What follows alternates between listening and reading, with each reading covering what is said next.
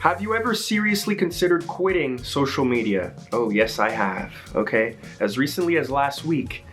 And the reason for that is, I'm a very reserved, naturally introverted individual, and I don't necessarily like being on camera and posting myself like that, but I have to force myself to do it because it's the nature of the business, and sometimes I just really want to not be seen.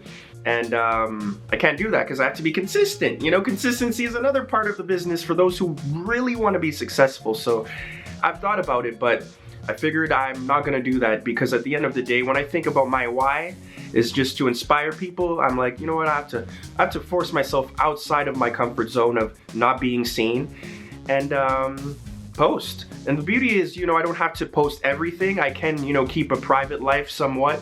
So I'm still able to be me, post, and keep, a separate part separate, okay? If you could find out one thing about your future, what would it be? Well, that's a great question, and I'm a huge foodie, so I would have to say, I want to know when am I going to discover a brand new dish that I've never tried before that happens to become one of my favorite dishes ever, Because I feel like I've tried everything, a little bit of everything, and I know that's not true. So I want to know, when am I going to really taste a meal, a dish, a delicacy, a fruit maybe, a drink maybe, that I just fall in love with and it becomes one of my favorites. I really want to know that. If you could if you could meet any 3 people, dead or alive, who would you want to meet? That's tough, but I love the question because there's so many people I could choose, but I'm sorry, we're gonna have to dig up Michael Jackson. I have some questions for MJ, the king of pop. A lot of questions. I think it would take hours for me to really finish questioning him, and no, it wouldn't be an interrogation. I just really have musical questions for him and artistic questions for him and a lot of things I would like to know. I think that would make me a better musician, an artist, entertainer, etc. And then Stevie Wonder, who's still alive, I would love to speak to him. I would love to meet him. And again, there's so many questions I would like to ask him musically because he's a genius. I think he's a musical prophet, as Michael Jackson also described him as. Okay, isn't she lovely? And isn't it wonderful to get to answer this question? So yeah, Stevie Wonder, Michael Jackson. Who else? Denzel Washington. Okay, we got 2 musicians. I'm gonna get an actor here. Okay, one of my favorites. I'm sure there's a lot of things he could say to me that would just blow my mind and help me become a better person, a better version of myself. He has more experience and he has a plethora of great films under his belt. And I believe he would have a lot of things to teach me. So hopefully I can meet him. I don't think that's too far-fetched in my lifetime. I hope to meet him. If you could take control of anyone's Instagram account for one day, whose would it be and why?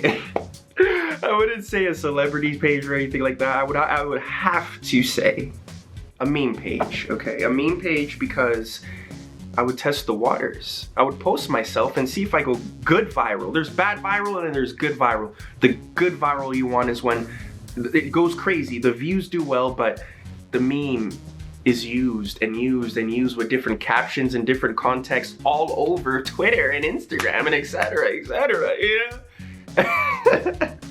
Yeah, I would test it. I would take control of a meme page, post myself, and see how I do. Because if on a big stage I don't, what I'm saying, because if you can make it there, you can make it anywhere. It's like New York, pretty much. If you can make it on a good meme page, you can make it anywhere else.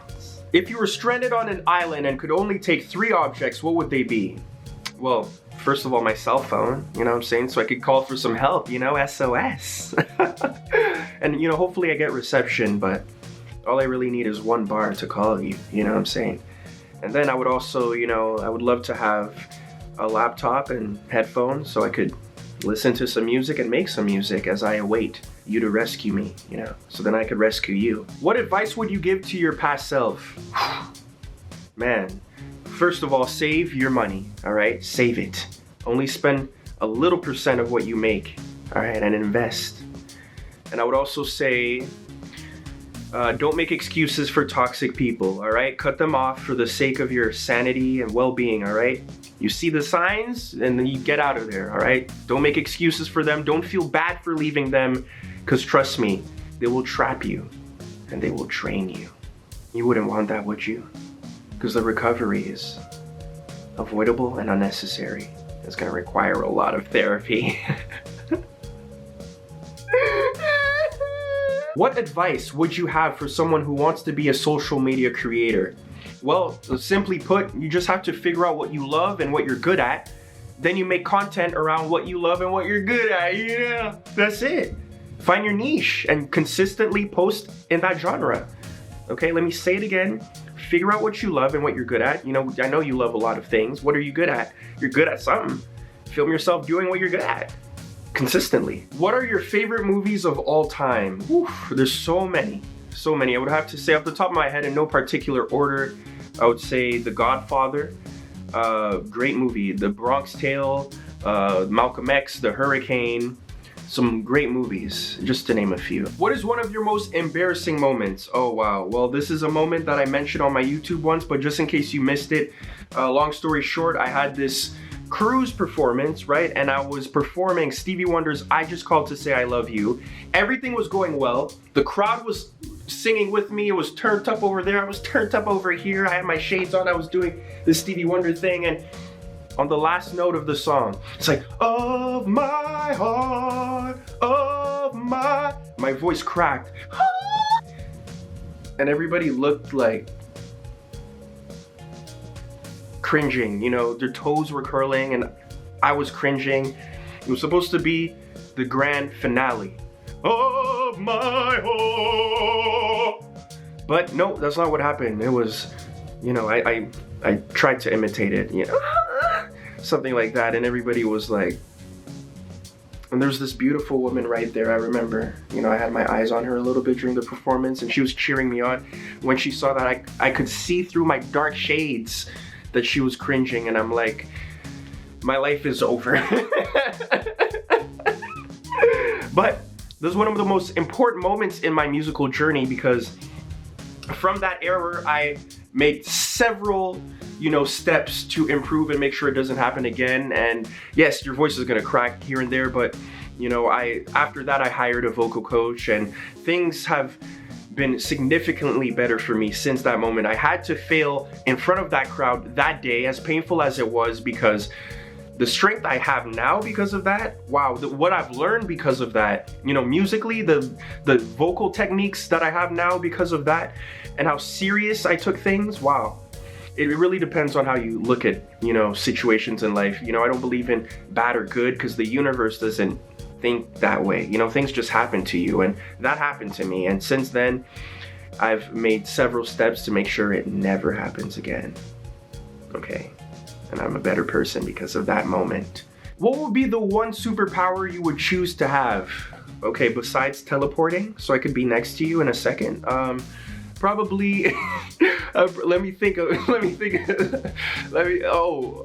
the ability, the superpower to turn any song into a classic. So then I would, you know, have a great career, a lucrative career, you know what I'm saying? Every song I would put out, well, I wouldn't make every song a classic, but every album would have classics that we're singing 50, 100 years later. That would be my superpower, but hopefully I have a little bit of that in me. You know, maybe not 100%, but hopefully maybe 10% or 5 or 50. It depends. You guys will decide. The audience will decide that. What's your favorite video that you've ever posted? Probably my Willpower home concert video that came out this year, actually. I've been on YouTube since 2009, so yeah, I think after it's been 12, 13 years at this point? Is that it? I'm not that good at math, so don't judge me. But after all these years, this is the year I dropped my best video in my opinion, because this is a video that has allowed me, from this video, there's a lot of things that were produced that allows me to perform live. You know, the backing tracks of all my songs, you know, came from that video.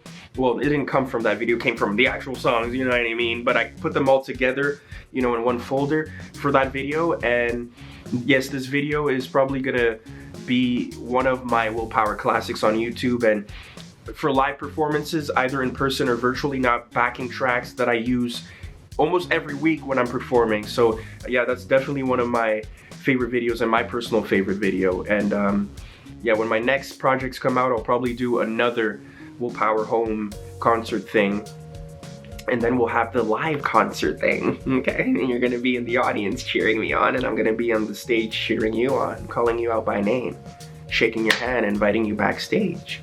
You know what I'm saying? And then we can take a picture and it says hashtag backstage, famousbirthdays.com. What's your goal for where you'll be 3 years from today? Well, 3 years from today, I hope to be firmly established within the entertainment industry and collaborating with many people, having great collaborations with many artists and, you know, people in general, not just musically, but you know, music is, you know, what I'm coming from, primarily music and acting. So hopefully 3 years from now, I see myself established, you know, with a solid fan base. And not hopefully, it will be. That's exactly what's gonna happen. And we're gonna pull up this clip, all right, and use it 3 years from now, like, I told you so. Let's make it. When was a time in your life you felt like you were at a crossroads, and how did you decide what to do? Well, I would probably say, well, there's many occasions, I would say examples of this, you know, me being at a crossroads. But I guess in this, on YouTube, for example, at one point, you know, I was starting to get very successful in a certain genre that I didn't plan to be successful in. And I'm like, okay, this is all right. I'm going to keep doing this, and maybe I can turn these people into fans of what I actually want to be in life, which is music, you know, a musician, which was, you know, how I started YouTube in 2009. And it's crazy, you know, I shifted, you know, just to experiment at the time. And I was at a crossroads when I realized that there was nothing I could do to convert these people, you know, in the gaming world into like music, because it's like completely separate things. You know, they want gaming stuff, you know, I didn't. And you know, there's a saying, how you attract people is how you keep them. You know, and I attracted certain people with the gaming videos. And there wasn't a way for me to keep them if I wasn't going to do gaming videos. And I knew in order to be a great artist, a great musician, I would have to consistently work at music, and like from sunrise to sundown, you know. And unfortunately, I had to let that go. And when I did, you know, a big portion of my audience was let go. I lost views, and I had to consistently, you know, upload in the genre of music. But it was tough, you know, because, you know, nobody wants to lose money and fans, but at a certain point, you need to do what's best for you. And, you know, the best decision sometimes, you know, will require loss. Sometimes you need to lose in the short term to gain in the long term. Oh, yes. If you had to describe yourself in 4 words, what would they be? Well, I'm going to use 4 P's to describe myself. And I would say I'm passionate, I'm patient, prolific, and persevering. Okay, I think that's a good soup mix to create willpower. Which one of your accomplishments are you proudest of? I don't really know, you know, because I feel like everything I've done so far is good, but the best is yet to come. But so far, out of everything I've put out so far, I would have to say, you know, I'm most proud of my second EP, the Distant Love EP. I would have to say that one because I believe there are multiple sleeper hits on there. Distant Love, All Mine, you know, for example. I believe, you know, right now the impact hasn't, you know, been felt, but I think later on, you know, later on people are gonna really appreciate. I think those are songs, for example, I'm gonna be singing 20 years from now, and I think that's a good, you know, for a new artist, I think that's a good example of something I can, you know, direct new fans to and say, hey, or listen to this, what do you think? And they're gonna be like, oh my goodness. Thank you for watching, and I appreciate you for taking the time out to watch this long Q&A that wasn't edited by me. I'll see you guys soon, and stay tuned. Follow me on my socials, and let's keep in touch. And never forget that where there's a will, there's a way. And there's always a way with willpower. I'm out.